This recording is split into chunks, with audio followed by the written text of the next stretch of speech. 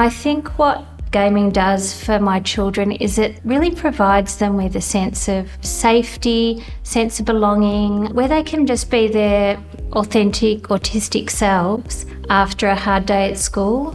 I was a bit worried when my kids first started gaming, especially around cyber safety. And on top of that, I was also a little concerned about the more activating fighting games with guns and things, because I just didn't feel comfortable with that. When my son first started gaming, I was kind of in two minds around the idea of this was something that was going to bore me. So I was not a gamer by any means. How am I going to learn about this so that I can do it with him? Gamers become passionate about gaming because of a complex series of motivators. Being really good at games is important to some people, so we call that competence.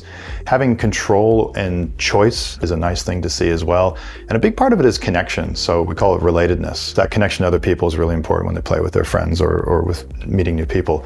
What's interesting is when we see gamers play to escape their real life. Alongside that, sometimes we also see that the design mechanics in games can contribute to why somebody might play in a healthy or unhealthy way.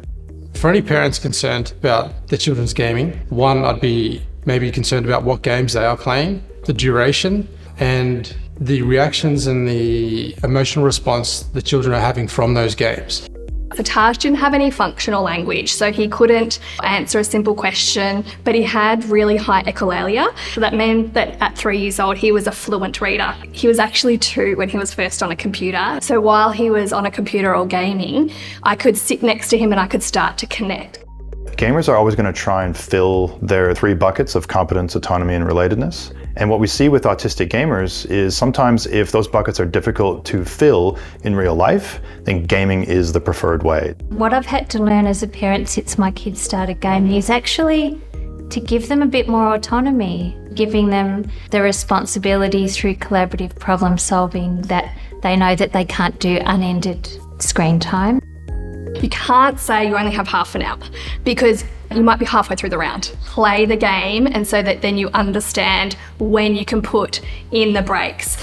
They love it when I play games with them because they just tease me the whole time about how bad I am. Try and organize and support social gaming that happens live, shoulder-to-shoulder gaming whenever that's possible. Making sure that gamers are engaged in activities that suit the same motivators that they're trying to meet in-game. If somebody was playing video games with their competence as probably their primary motivator, but not so much connecting with other people, then a good match might be something like archery. They're there to master a skill and they can see themselves progress and grow in a different activity that's offline. If I was going to give parents some advice to mitigate their fears, I would recommend parents joining in the gameplay, do a little bit of research, get a better understanding of the games they're playing.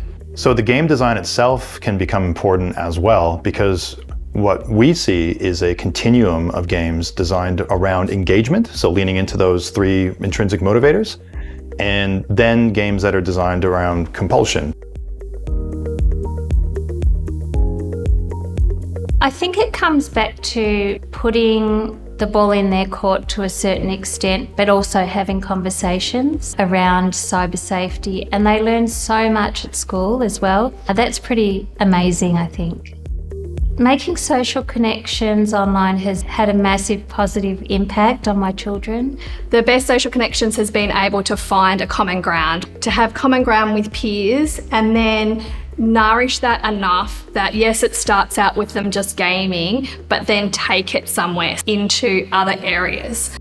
The benefits I've seen, empathy, turn-taking skills, cooperation, collaboration. We've had kids that have been invited to birthday parties where they have never been invited before. Sit down and get coached by your kid. Understand their motivators, like why do they play, what do they love about it, who are they connecting with? And the better that you know the games that they're playing, that it's basically the only way that you're going to be able to answer the question of should you be worried or are you unnecessarily concerned? If parents want to learn more about gaming and safety, they should check out websites like GameAware, the Amaze website, and the Office of the eSafety Commissioner.